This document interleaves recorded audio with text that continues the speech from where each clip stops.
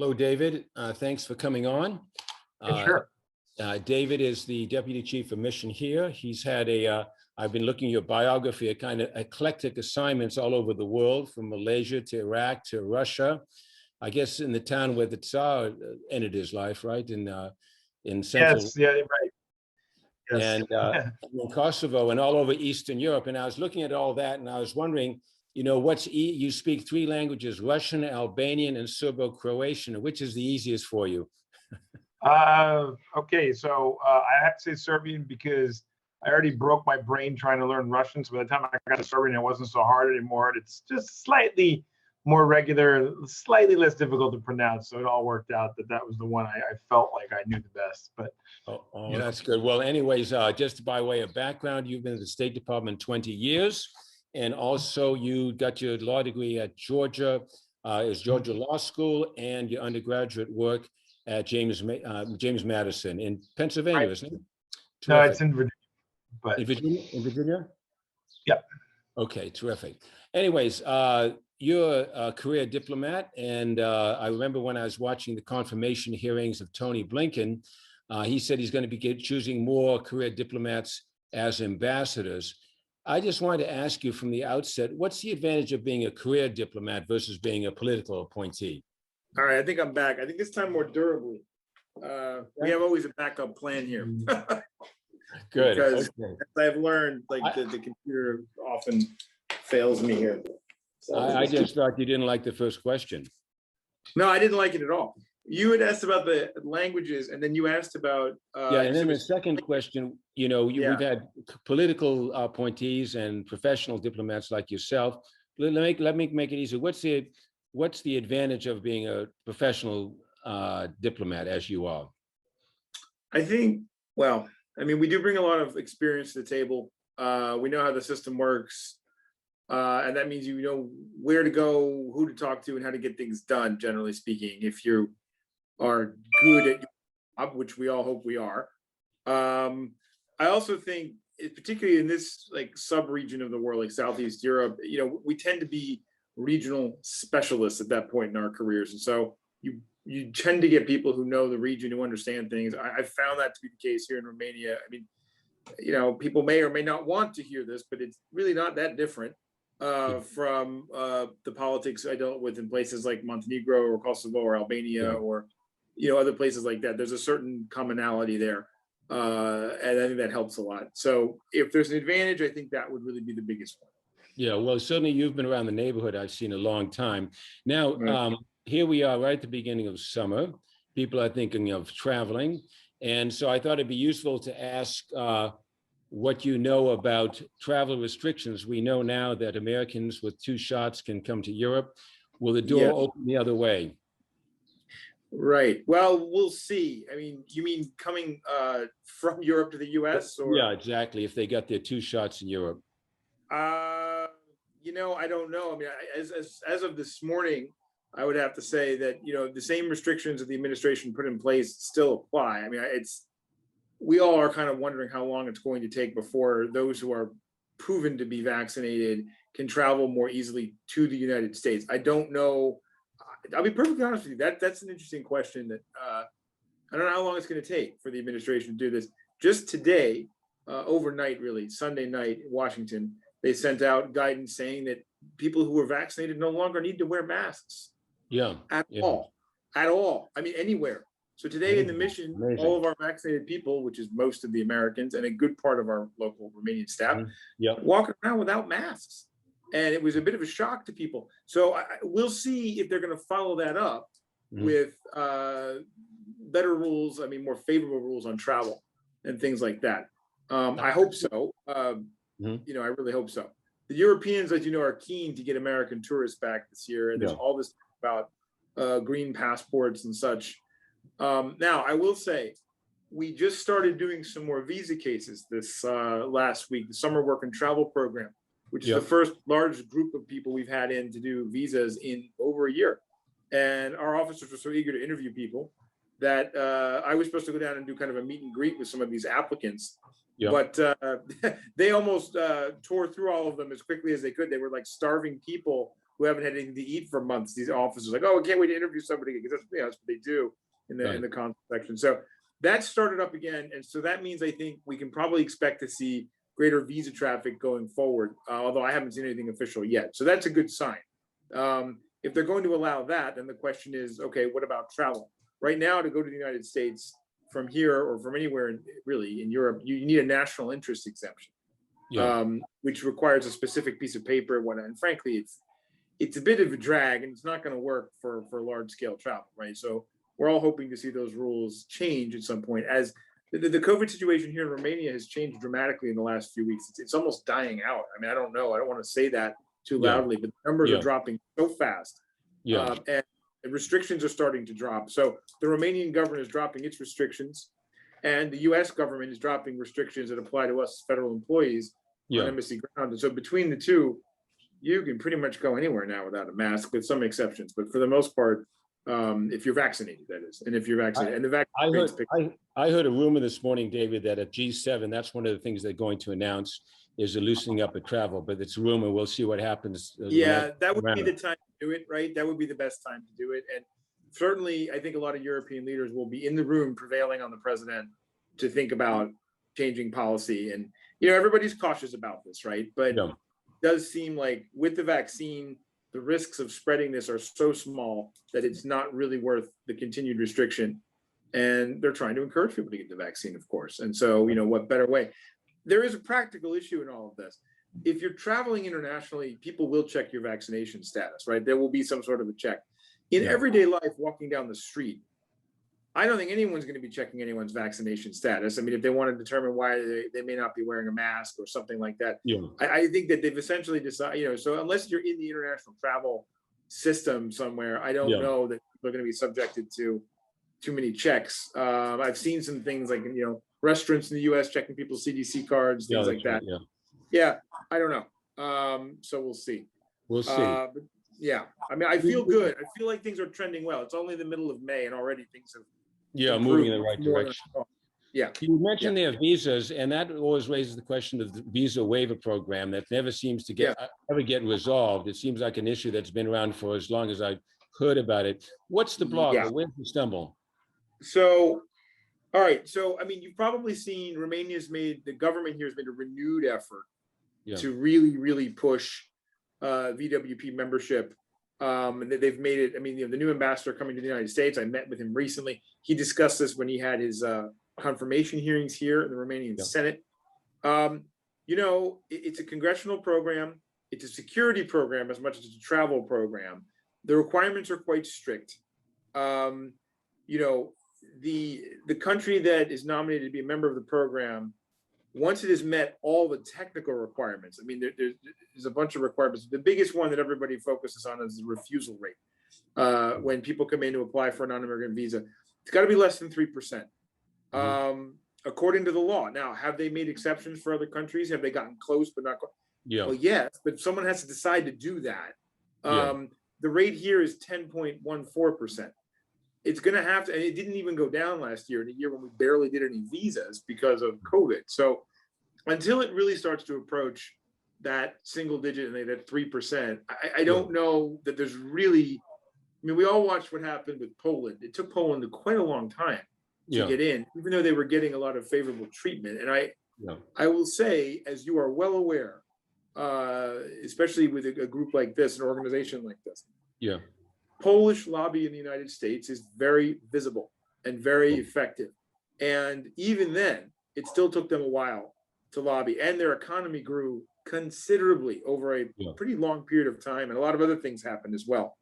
Now, we work with the Romanian government closely on, there's a work plan that DHS has produced that it wants Romania to work on to kind of, like I said, the refusal rate is one of many qualifications. A lot of other things that have to be done, such as strengthening requirements for permanent residency and citizenship through background checks, verification of addresses, identification, etc. In other words, everybody who would be a permanent resident or a Romanian citizen will be qualified for a travel visa if you travel to the US. So strengthening the requirements for that is one of the things that we'd like to see. We would like to reduce fraud and insider threat fraud through recurrent background checks of immigration officials and establish security procedures and monitoring throughout the adjudication of immigrant and citizenship applications. Discontinuing the use of temporary non-electronic passports and increase accountability in the passport process. Ensuring random assignment of border officials and immigration controls to discourage corruption, which is always important. And also punishing corruption, prohibiting corruption in law enforcement, security services, border guards, document issuance. So a lot of these are related to each other. Document security is very important.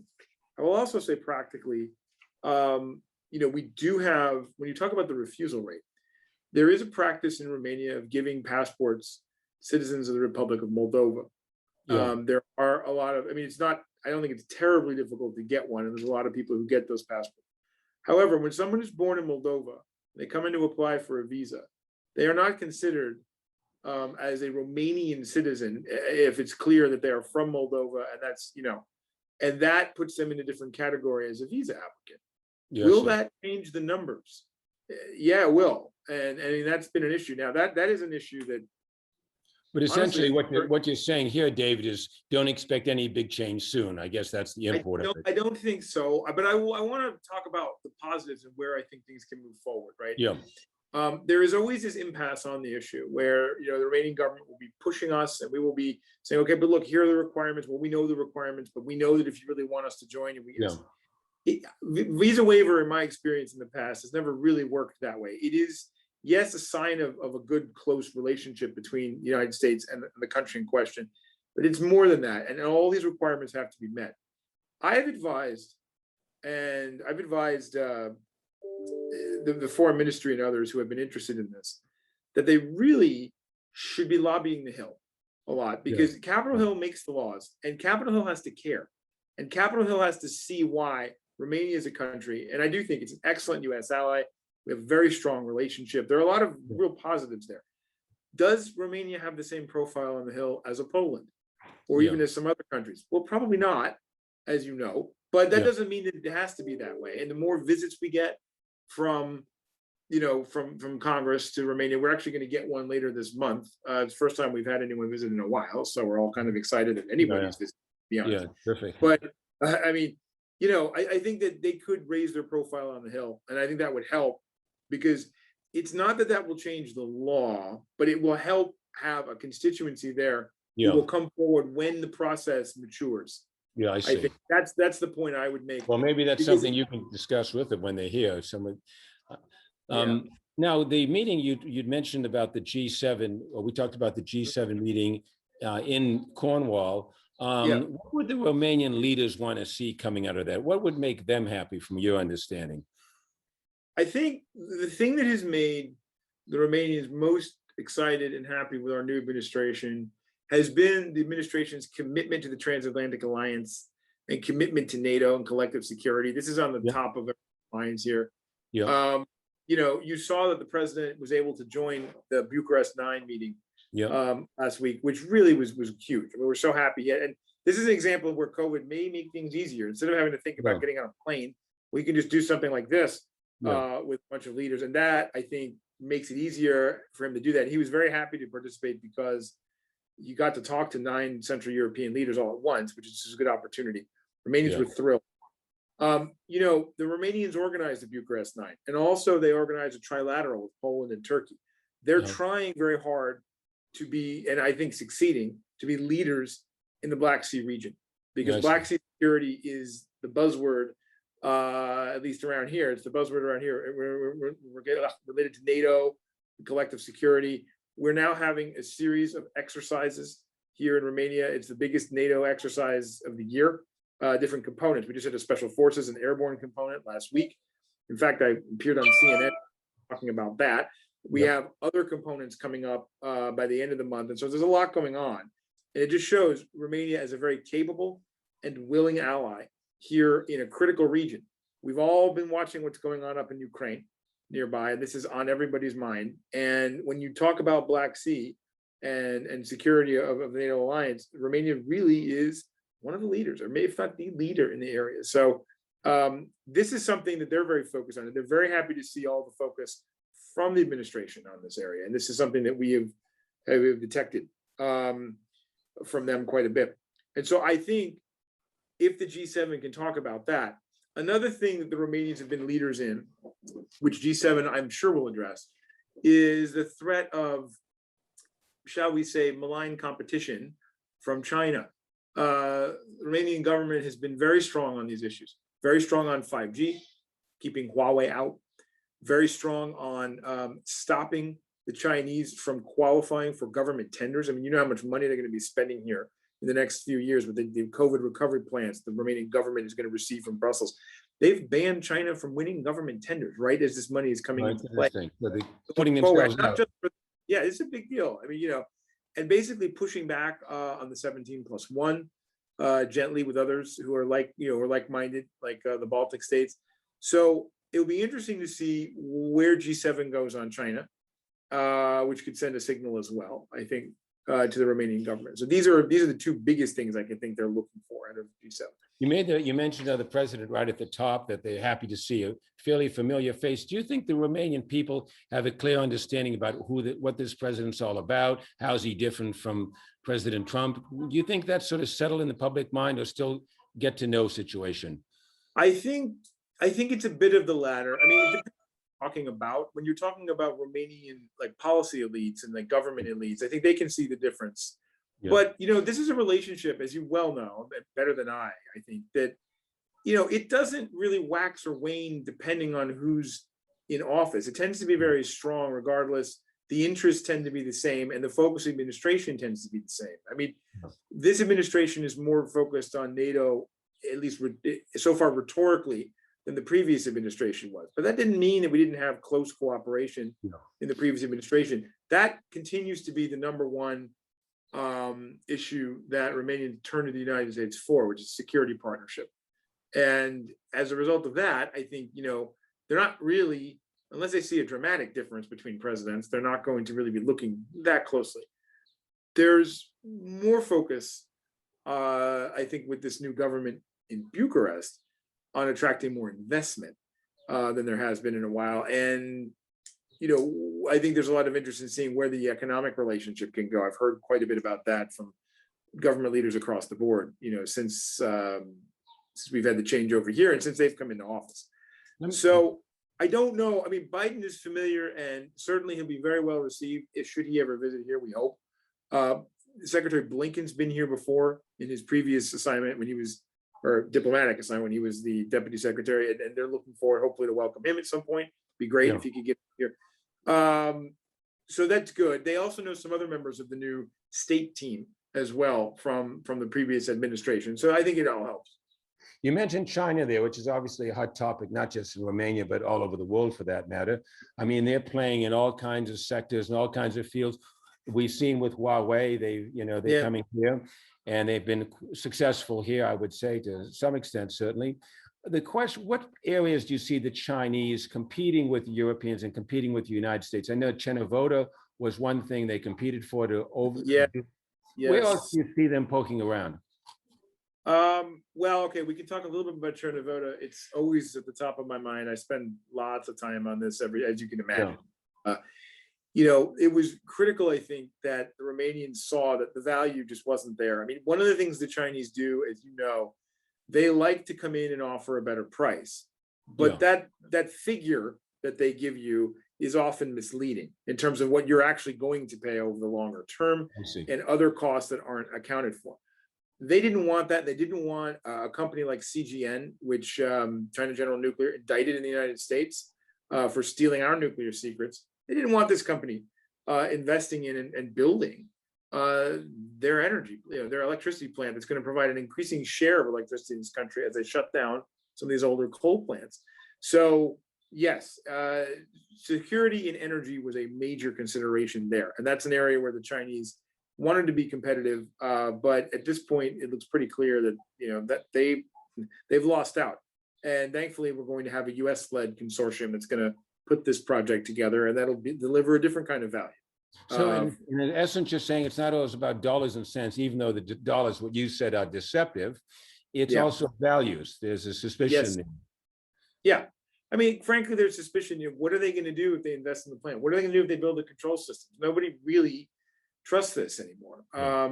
And so that was a big consideration. You mentioned Huawei and 5G. I think we discussed that, but that's another area where they just don't want to see the Chinese getting, getting their fingers into things here. Yeah. This business of government tenders is important as well. The Chinese offer competitive, again, initial pricing for roads and infrastructure projects and ports, things like that.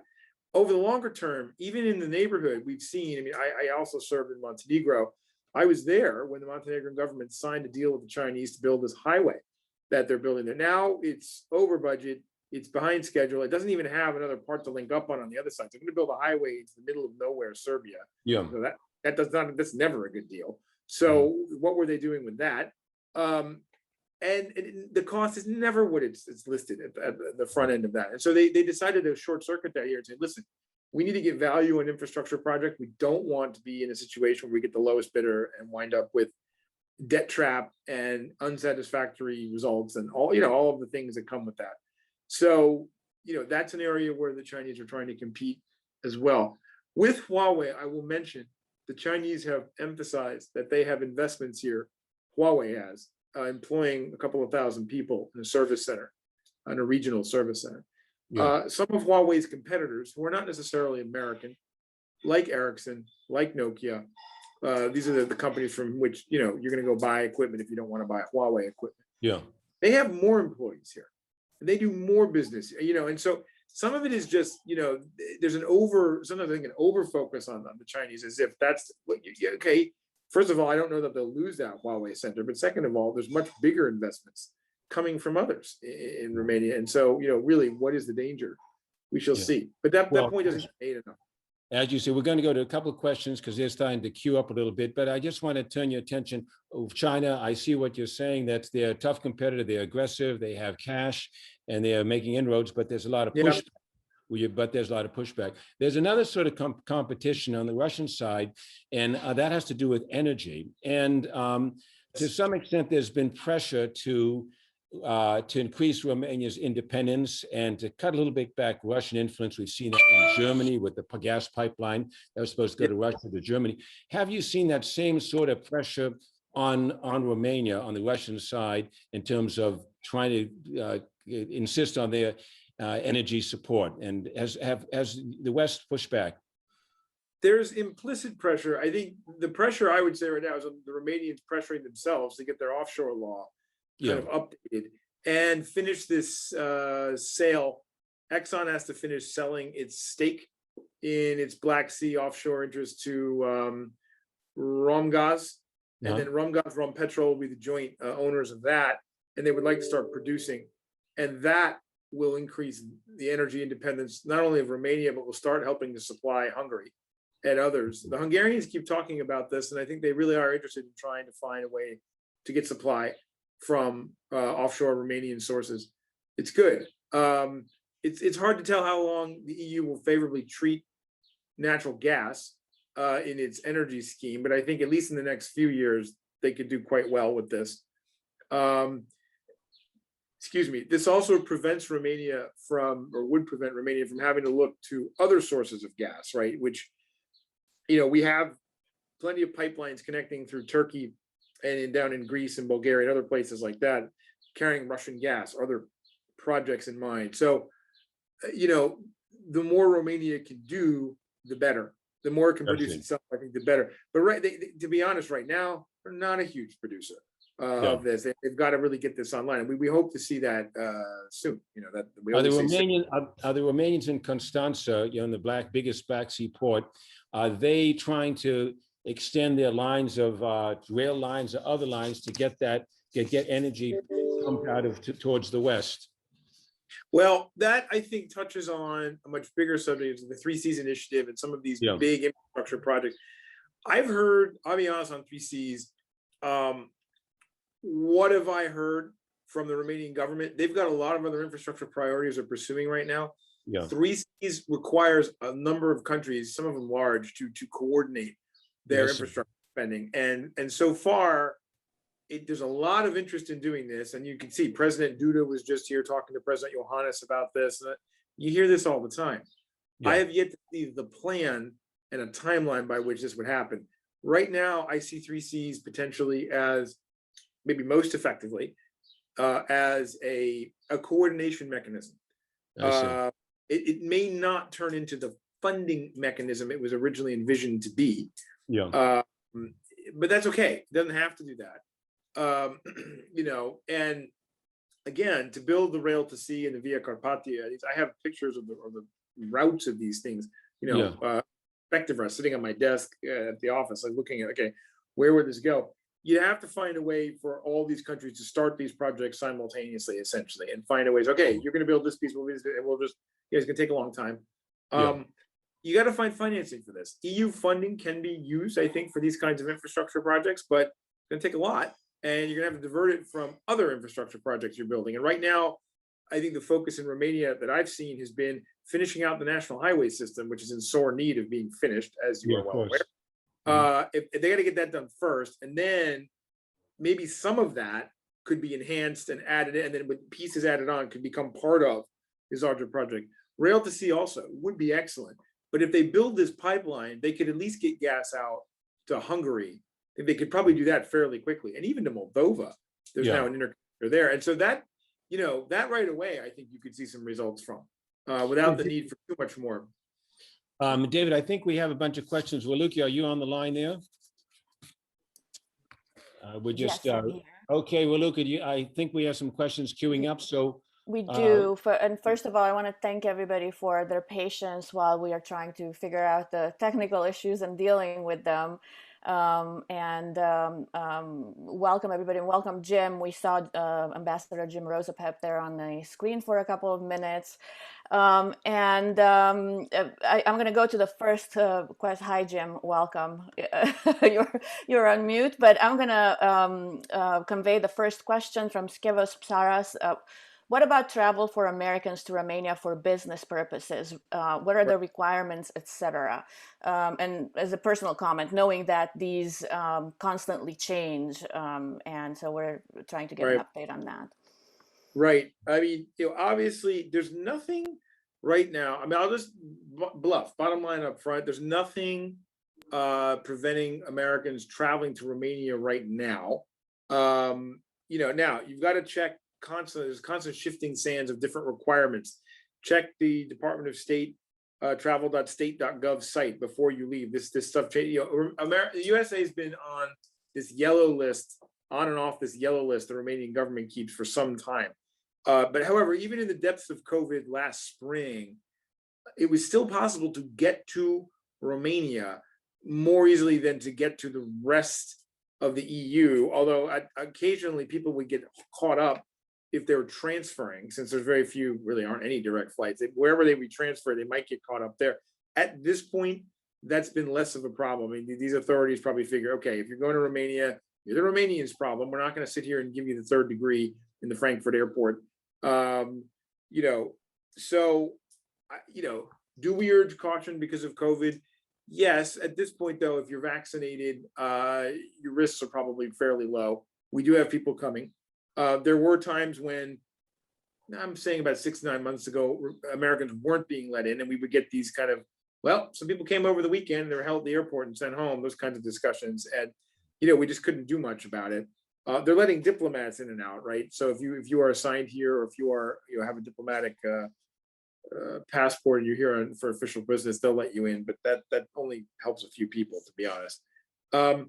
That's, checking the website, the latest. I mean, we do update it all the time, and state is constantly updating it these days. So I would do that. It always helps if you have a friend here that, with a letter or someone that says, here's why this person is coming. I think that's usually very helpful. So contact your whoever you're working with in Romania and see what they can do. But things are improving. Now, if they announce this EU green passport travel or vaccine passport travel system soon, maybe at G7, as we discussed, that might open up quite a bit and make it a lot easier to get in here. How Americans are supposed to be part of that system is an open question. The Europeans keep saying they'll recognize American vaccination certificates, no problem. Okay, I have one. Actually, I think it's over here. I could go get it. If you've got one, it's this little CDC card. I could probably fake it very easily if I wanted to. So at what point will that no longer be sufficient to get you in I don't know the answer to that yet. I think they're going to try to come up with one, but we shall see. Yeah. Raluca, another one? So we have a poll going of what are people more interested in, travel, economy, security, or visas. And so far, it looks like people are most interested in visas and the economy. What about student visas?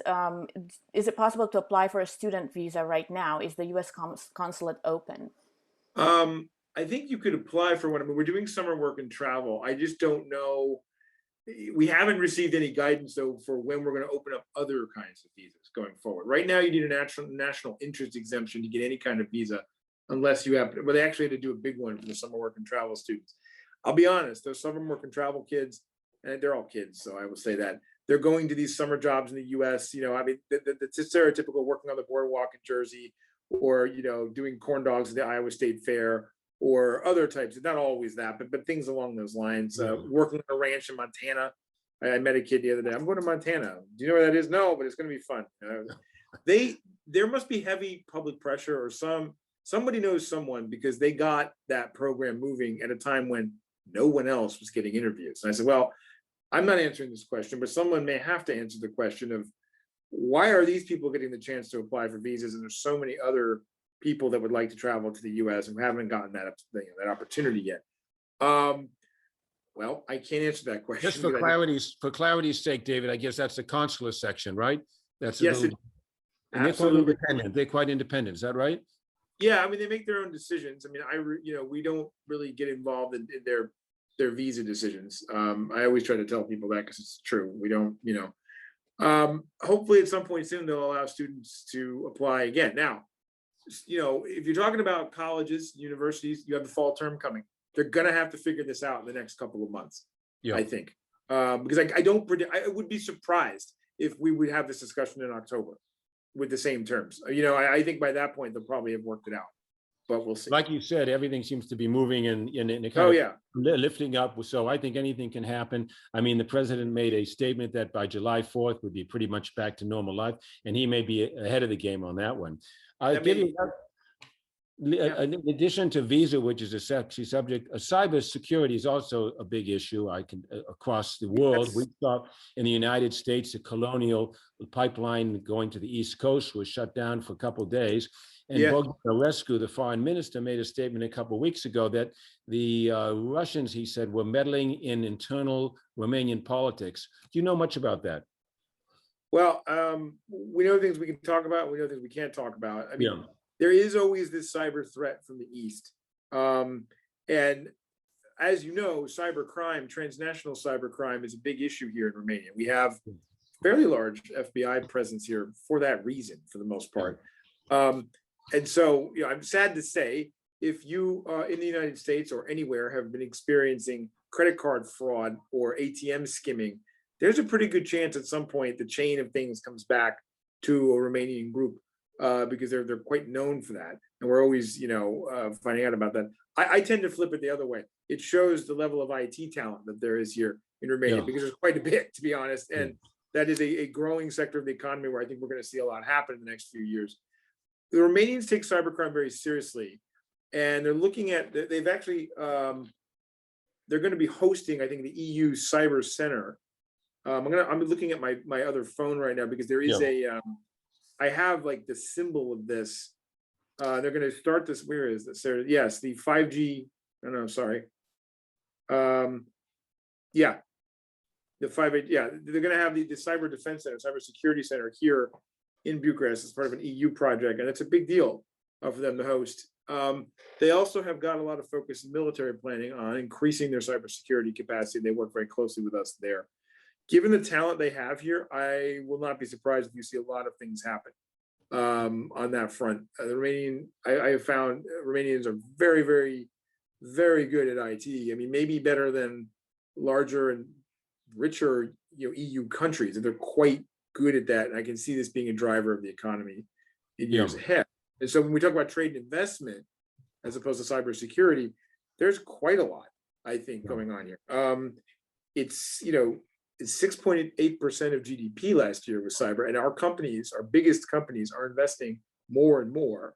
And the government, as you have seen here, has announced plans to do a digitalization initiative using these EU recovery funds to try to finally start taking apart this terrible bureaucracy that they all labor under and replacing it with modern systems that can help citizens get services, digitize records. I mean, the healthcare system here being what it is, as you're familiar, there's so many areas I think where this could pay dividends. I think that is going to lead us to a scenario where you see even more U.S. cyber investment in Romania, simply because our companies are probably going to be the most competitive to do a lot of this work, and they're probably going to invest a lot here as a result. Yeah, you were saying about the this being a big area of growth, and we've seen it. And I just want to go back to a conversation I had with Ambassador Zuckerman a few months ago, where I asked him why isn't the United States a top 10 trading country with Romania? Yeah. He said, well, they don't count everything in it. There's also a lot of defense that's not necessarily. Yeah. And if you factor that in, it's more like 4 or 5. What do you say to that issue? No, it's true. I mean, the way we count it, if you look at U.S. firms and their overseas subsidiaries, we are the 5th largest investor in Romania. And oftentimes it's assumed by people that, well, we have a great security relationship with the United States. Where's the investment? Well, the investment's here. It may not be at the level we all want to see it. That is for sure. It may not be as visible as we want to see it. That's also for sure. But it is definitely here. I would say this is one of the biggest challenges that I see for this government in Romania. And that is, there's a real focus on investment and trying to attract investment. And you've got a lot of people in government now who are bankers, finance people, or IT professionals, or they're really people who know. However, the barriers to investment are still what they've been traditionally. I mean, you've still got infrastructure shortages, shall we say, and deficiencies that need to be addressed. You've got rule of law issues and bureaucracy issues that get in the way of investment and kind of put people off. You also have a lot of political churn. And as a result, you've got new governments all the time. And you got to start from scratch with the new minister or the new state secretary every time. And a lot of investors have just been put off by this. Yeah. And, I've seen this new government really start to make efforts to try to attract investors and really try to overcome some of these things. But at the same time, I've seen some things run immediately into all this and go nowhere as a result. There's a real desire to bring the investors in. The potential of this country really is amazing. I mean, you've got all sorts of things here, an excellent workforce. You've got amazing natural resources. You've got all sorts of things that play to the advantage compared to some other places where I've served, where they'd be lucky to have even a small amount of that to offer a foreign investor. Funny, but they've got to overcome the barrier. Go on. What you're saying, David, on that score, I remember you were giving an interview in Cluj on radio, and you actually videotaped, and you said something interesting about the Romanians. You said they kind of think like us. Yeah. And having been all around this neighborhood, what do you mean by that when you said they think like us? I think in some ways, particularly when it comes to security, it's a very pro-American country, as you know, but that's because they get what transatlantic values are about, what democratic values are about. They understand these things. You don't have to. I've been in some places where, frankly, yes, they may be NATO allies, but then you look and think, do they really understand what that means? And what here, this is not an issue at all. I think Romanians innately get that. I think historically, too, it's unfortunate, but historically, Russia's never been a friend. And that means they understand the threat from the East and what NATO needs to do to be strong in order to counter it. And they don't need certainly don't need much explanation for that here. I mean, that's an easy conversation to have. And so in that way, you do see that. I also think economically, one of the reasons I emphasize IT is so many of the leading global firms are American. So many Romanian IT professionals are working for American or Western firms. This has an outsized impact on the mentality of that part of the economy, or those people who are there in that sector, but also on the electorate. I mean, you see the success of USR Plus in the recent election. Now they're in government. A lot of these folks are young IT professionals who are oriented in that way. That is really helpful when you're trying to discuss policy issues and discuss all these things with government and with that group of voters. So I think you can see you know, in other ways, Romanians are not at all like Americans. I mean, as people from every country are different from one another. Yeah, So I wouldn't want to overstate that. I'm not trying to, but I think Yeah. in certain key ways, there are a lot of similarities. Yeah, I think the fact that they're younger, this new group is younger and more educated and more Western oriented. I mean, you Yes. were saying that in essence that the Romanians want to see us raise our game in the economic sphere the same way we've been in the military sphere. It's great Right. being military partners, but we also want to be economic partners. On the matter of energy, we have Secretary Kerry now in Yes. trying to get back into that field. And do you think there's any, in this huge increase in spending on renewable energy and in the area of climate, do you Yeah. see any opportunities for the Romanians there, or is it wind farms or anything that, from your knowledge? There has been interest in offshore and onshore wind here, and you know, we've spoken with the energy ministry and others, and like private ventures as well, about whether or not there's room for American investment in those areas, or the purchase of American technology. I mean, there's some innovative new producers of wind turbines, different kinds of turbines, not the kind we all know that look like the big 3 billion, that are looking at investing here. And there's some interest in that. Another area, innovative energy, which has been discussed in Brussels, to climate-friendly energy sources, not quite renewable, but small modular reactors. This is the new generation of nuclear reactors. They're much smaller. Some of them can be the size of a shipping container. The cost to output is favorable. In other words, you're spending half the price per megawatt for 75% of what you would get from a older model nuclear reactor. And they don't need to be big, super complicated, and super dangerous. So there's a lot of interest in Europe in this, because I think there's a realization that, look, wind and solar in their current forms are only going to get us so far. Hydro is only available to a certain extent. You can't dam up every river multiple times, right? So what do?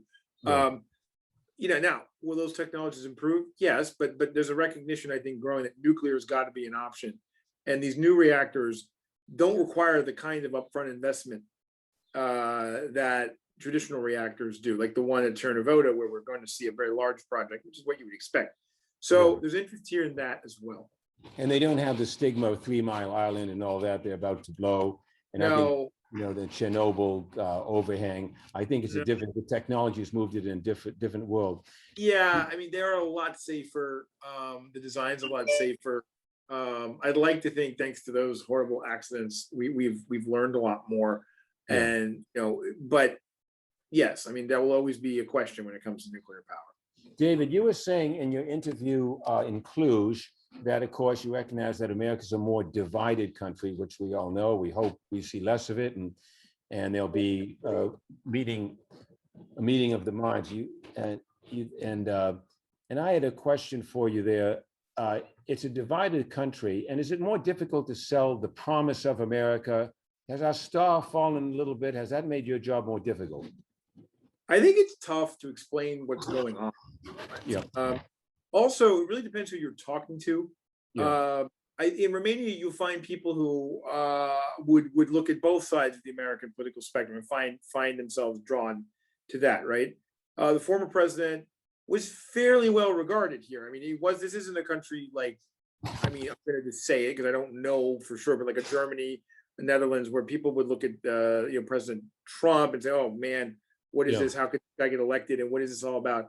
I do find myself in those conversations sometimes, but I always like to explain one thing about the United States that I think is great, that a lot of especially Europeans don't particularly understand, is our federal system and how it works and why it allows for, I mean, for all the challenges we have now politically, the federal system, even the way we're dealing with COVID, I mean, you can see it allows for a flexibility of response, flexibility of political expression, an experiment almost in the United States that kind of takes it's a steam vent to a certain extent.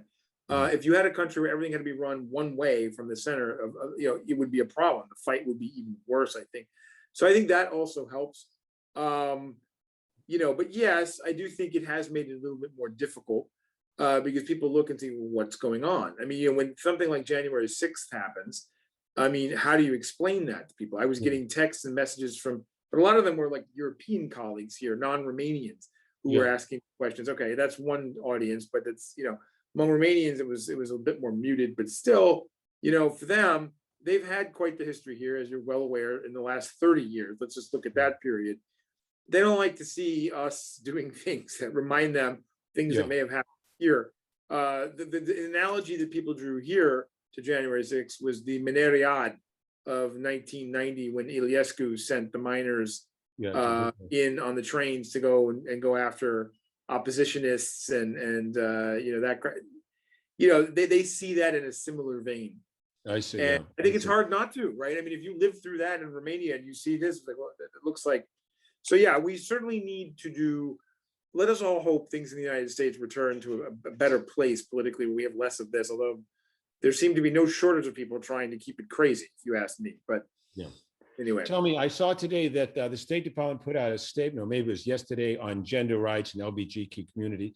That must be a bit of a difficult sell in a country that's so traditional orthodox. How do you deal with that? Well, I think we make clear the values that we promote in the United States and how we deal with these issues. I mean, I think we're going to probably be hanging the flag, the rainbow flag, up for a period of time as kind of a symbol side of the building. We do that. We understand the society we're in, though. There are certain things we're not going to do. We're not looking, frankly, to insult anybody or push that to such a point that it's conflictual and it's counterproductive in our outreach.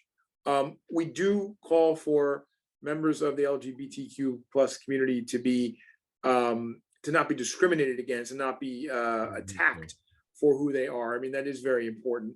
And there are a lot of people in Romania who would agree with that, I think, depending on who you're talking to. But it is a very traditional society, and there's certain things that, that they're not going to play well. I mean, we understand that. It doesn't cause trouble in the relationship, I would say. I think people understand where we're coming from.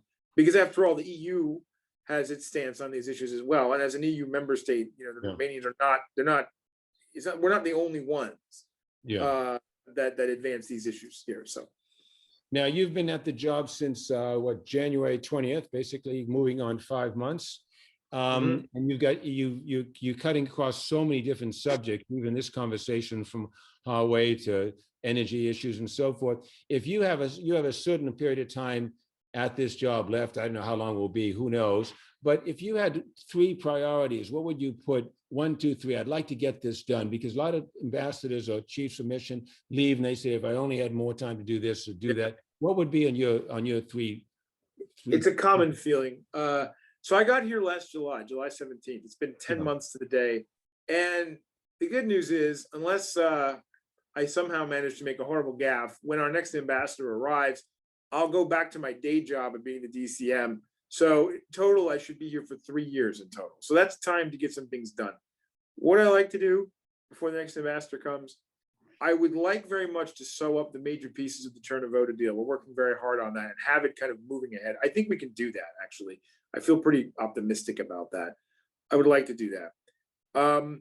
Another thing I would like to do is find a way to improve the investment climate, maybe in the IT field, as I mentioned earlier, get some more US investment in here. I think that would be very, very positive as well. The other thing I'd like to do, and we haven't talked about this today, this conversation, something that we care about a lot. The previous government here, or the regime, I call it, it was a series of governments under Mr. Dragnea, did a lot of violence to the rule of law in Romania. And this country, prior to that, had been doing very well and had really shown a capacity to advance the rule of law and start to move beyond, what it was and maybe still is, but in a different direction. I'm one of those people who's hung around this region, this larger region, for a while. And I remember when Romania was admitted into the EU in 2007. I was in Kosovo. I didn't know anything about Romania at the time, but I remember a bunch of angry Kosovo Serbs, and they tend to be angry because their lives weren't so great at the time, and I get it. They said, Romania, that's right next door. Like, we should be in the EU if they're letting Romania in Bulgaria. What is this? Well, I can tell you, having never been here before 2020, but coming 13 years after those conversations, I can see where Romania's really made some strides forward because it's in the EU. That was the right decision by there's no doubt in my mind.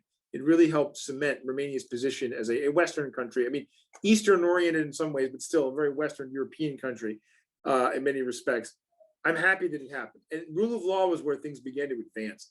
I would like to see, we've been working with the government and working with some of those in the NGO community who care about this. I'd like to see some serious forward movement in restoring the trajectory of the rule of law in Romania from where it had been. And this is very complicated. I mean, the governing majority in parliament right now is working hard, some people in particular, on trying to unstick all of the things that Dragnea and his people did to the criminal law and to other provisions in the law. We'd like to see that change and get back on track. I'd like to see any corruption measures being implemented more strictly. I'd like to see, frankly, some cases against some corrupt officials come forward, maybe high level. That's something that I care about, and because in other places where I've been, in Kosovo, in Montenegro, in Albania, we've been working for that there as well. But it's hard to make progress. It's hard to even find good prosecutors and judges. Here we have a lot of that. I would like to see those tools used here, because I think that would send a signal to investors and to the electorate that that we're for real here. And I think this country's got massive potential and should return to high economic growth and high investment if they can. And that's a critical part of it, is addressing the rule of law and building confidence, in government performance and in the state to some extent here. So anyway, that would be, it's a lot to say, but that is my third area. I'd like to see some material. Well, I think it's very aspirational, and it goes back to what you're saying when we're talking about China, that we're talking about values and American values, and rule of law has always been one of those. Listen, we've moved up on our hour within seconds of that, and I just want to thank you. It was a very interesting tour of the horizons, including a lot of practical stuff right at the beginning. Jim, did you have a final? I see Jim Rosapep there. Jim? Can you hear me? Yes. Yeah, no, thank you for joining us very much. Very, very interesting. We really appreciate all the cooperation that Alianta gets from the whole embassy community. So thanks for joining us. All right. Thank you, sir. He's a major lobbying force. You're talking about the polls. Well, with Jim and Mark and Adrian coming on, we've got quite a force there. So, and hopefully you'll be a part of that soon, but maybe later. Thanks a million for sitting in on this. And next month in June, we're going to be looking at the June 11th to the 14th meeting of the G7, and we'll have some details on that shortly. Thanks a lot. All the best. All right. Thanks, John. Thank you, everybody. See you later. Nice to talk to you. Thank you. Bye-bye. Bye. Thank you, everybody.